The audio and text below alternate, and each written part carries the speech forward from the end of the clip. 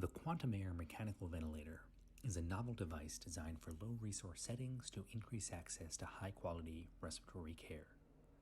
The device contains an inspiratory and expiratory module based on a fluid principle known as choked flow to create a set of constant flow paths to provide gas to a patient. When the device is turned on, a simple calibration and self-check is performed to ensure proper functionality and prepare for clinical operation. Extensive testing has been performed at the Simulation Center at the David Geffen School of Medicine at UCLA, including validating the performance of the device on a mannequin. Additionally, extensive testing has been performed using a breathing simulator to conduct a wide range of test cases while varying parameters such as tidal volume, respiratory rate, PEEP, lung compliance, and airway resistance. The device includes a number of safety features, including alarms, to provide the highest level of care in